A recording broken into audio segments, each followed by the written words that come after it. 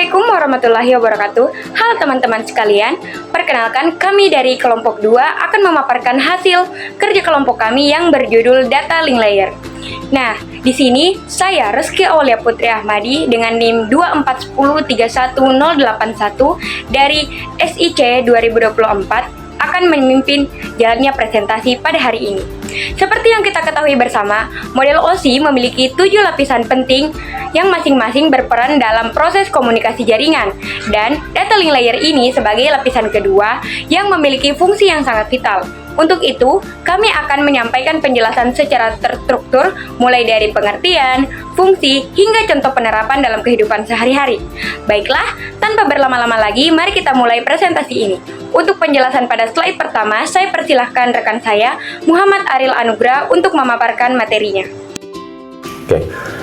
Assalamualaikum warahmatullahi wabarakatuh. Perkenalkan, saya Muhammad Aril Anugrah dari kelompok 2 dengan NIM 241031014. Oke, pada hari ini kami akan memaparkan materi tentang data link layer dalam model OSI.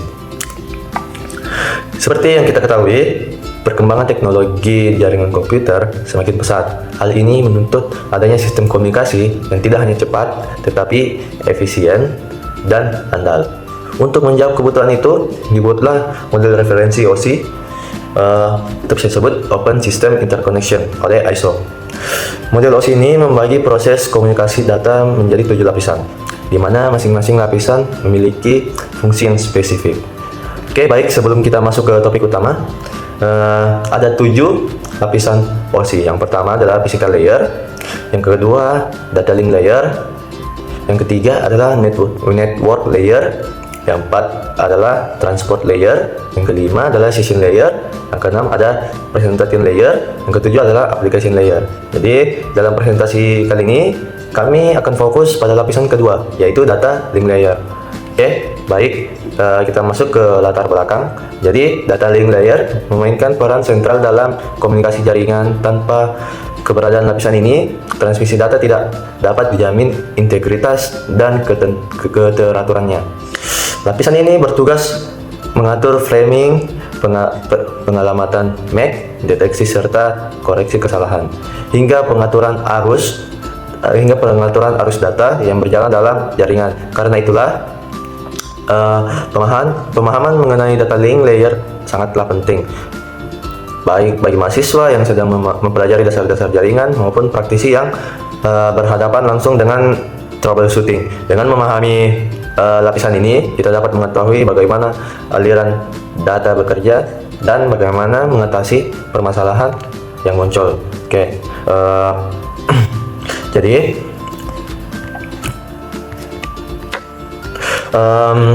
fungsi utamanya itu dia mengatur framing, yang kedua mengatur alamat MAC, yang ketiga adalah melakukan deteksi serta koreksi kesalahan, yang keempat arus data yang berjalan dalam jaringan. Oke, baik, itu saja yang dapat saya sampaikan dalam materinya.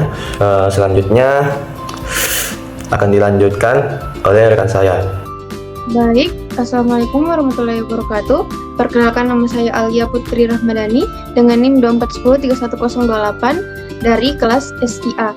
Jadi di sini saya akan memaparkan materi tentang apa itu data link layer dan peran data link layer. Jadi yang pertama itu, apa itu data link layer? Data link layer adalah lapisan kedua dari model OSI yang memiliki peran vital dalam komunikasi jaringan.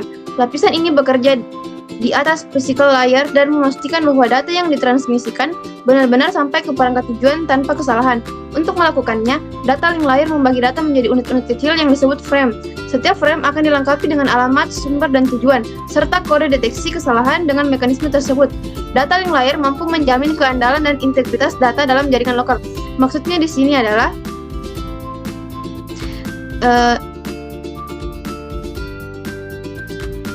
jadi ketika kita mengirimkan teman kita file atau semacam pesan begitu, dia data link layer ini memastikan bahwa data yang kita kirim ini benar-benar sampai ke orang yang kita ingin kirimkan dan data ini tidak salah kirim. Nah, terus di sini unit-unit kecil atau data yang kita kirim ini disebut frame. Frame ini adalah contohnya seperti kayak wadah atau kotak, yang wadah ini atau kotak ini berisi sesuatu. Nah, seperti itu juga data atau pesan. Kita mengirimkan data ke orang, nah data itu kan berisi sesuatu yang sangat penting. Baik, itu saja tentang apa itu data link layer. Terus peran data link layer. Data link layer berperan sebagai penghubung antara sinyal fisik dengan data logis. Lapisan ini mengatur agar data mentah dari physical layer diubah menjadi unit yang lebih terstruktur sehingga dapat dipahami oleh perangkat penerima. Selain itu, data link layer juga memastikan setiap perangkat mendapat giliran menggunakan media jaringan agar tidak terjadi tabrakan data. Melalui pengalamatan fisik seperti MAC address, lapisan ini menjamin data ke tujuan yang benar. Jadi maksudnya di sini, kalau tadi peran data link layer itu memastikan pesan kita sampai kepada penerima, jadi perannya itu seperti kayak alurnya bagaimana pesan ini sampai dengan ke tangan penerima sampai dengan benar. Begitu. Nah, melalui pengalamatan fisik seperti MAC address. Baik, itu saja materi yang saya sampaikan. Selanjutnya akan dilanjutkan oleh pemateri selanjutnya, yaitu Dirga. Baik, perkenalkan, nama saya Muhammad Dirga Asmadi dengan NIM 241031104. Nah, saya akan melanjutkan materi dari teman saya yaitu Alia dengan materi struktur frame. Nah, struktur frame adalah unit data yang dibentuk oleh data link layer untuk memudahkan transmisi. Struktur frame umumnya terdiri dari 3 bagian utama, yaitu ada header, payload, dan trailer. Header berisi alamat sumber dan tujuan. Payload membawa data utama, sementara trailer digunakan untuk mendeteksi kesalahan dengan metode seperti CRC. Nah, dengan format ini, data dapat ditransmisikan lebih teratur, aman, dan mudah diperiksa jika terjadi kerusakan. Kita bisa ambil contohnya itu seperti ibaratnya seperti kita mengirim sebuah paket. Di dalam sebuah paket itu ada 3 bagian, yaitu ada header. Header ini seperti alamat pengiriman dan penerima, supaya paket kita tahu mau dikirimkan kemana. Nah, yang kedua yaitu payload. Nah, payload ini isi utama dari paket kita, maksudnya data yang mau kita kirimkan. Nah, dan yang terakhir yaitu trailer. Trailer ini seperti tanda pengaman yang berfungsi untuk mengecek apakah paket kita mengalami kerusakan atau tidak selama perjalanan, dengan biasanya menggunakan metode pengecekan error atau CRC. Nah, baik, saya akan melanjutkan materi ini ke teman saya, yaitu yang bernama Muhammad Saifullah. Ya, baik. Saya Muhammad Saifullah akan menjelaskan model OSI-nya. Model OSI atau Open System Interconnection adalah sebuah standar konseptual yang membagi komunikasi jaringan menjadi 7 lapisan, mulai physical layer di bagian paling bawah hingga application layer di bagian paling atas. Fungsi utamanya dari pembagian ini adalah untuk memudahkan pemahaman, pengembangan dan pemecahan masalah jaringan. Data link layer berada di lapisan kedua, tepat di atas physical layer. Ia bertugas sebagai penghubung antara sinyal fisik dengan data logis, sehingga komunikasi data dapat berjalan lebih terstruktur dan sistematis. Tanpa pembagian model OSI, pemecahan masalah jaringan akan lebih sulit dilakukan. Terima kasih. Materi selanjutnya akan dibawakan oleh Saskia.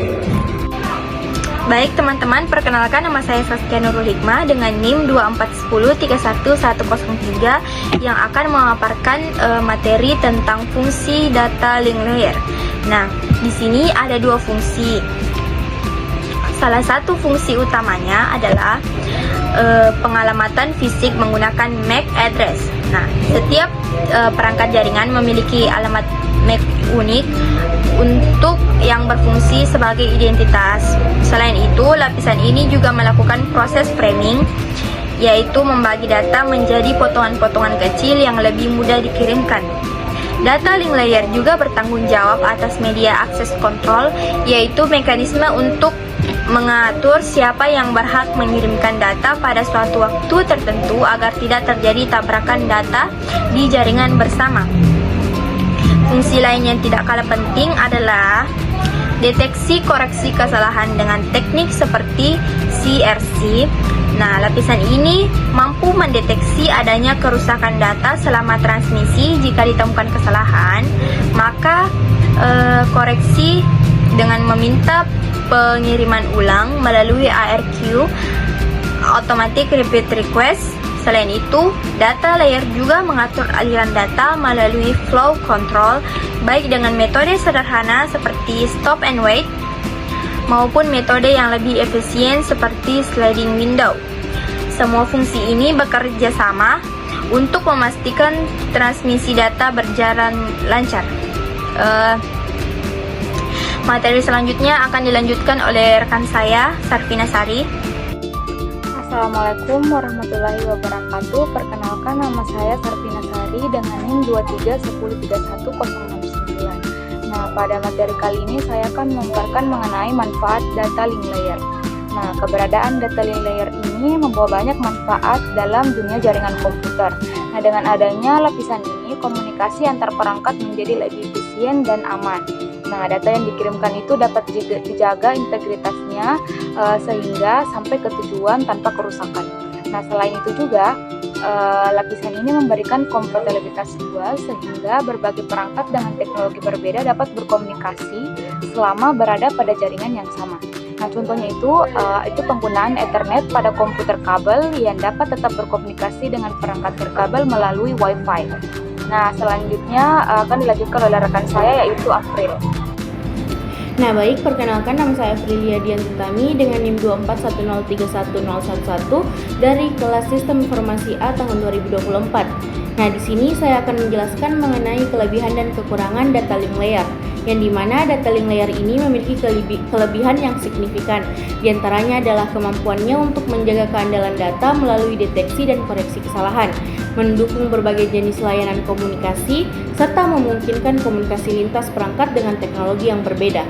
Namun, perangkat ini atau lapisan ini juga memiliki kekurangan, misalnya adanya overhead tambahan pada setiap frame yang dapat menurunkan efisiensi, potensi delay akibat proses error checking, dan ketergantungan tinggi pada kualitas media fisik yang digunakan.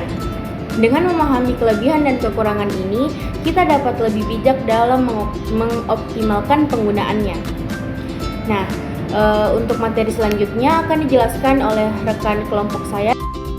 Assalamualaikum warahmatullahi wabarakatuh. Perkenalkan, nama saya Fatahillah dari kelas SI 24C dengan NIM 241031098. Di sini saya akan menjelaskan contoh pemanfaatan data link layer. Di sini contoh pemanfaatan link layer dalam kehidupan sehari-hari. Itu penerapan data link layer dapat ditemukan pada berbagai teknologi.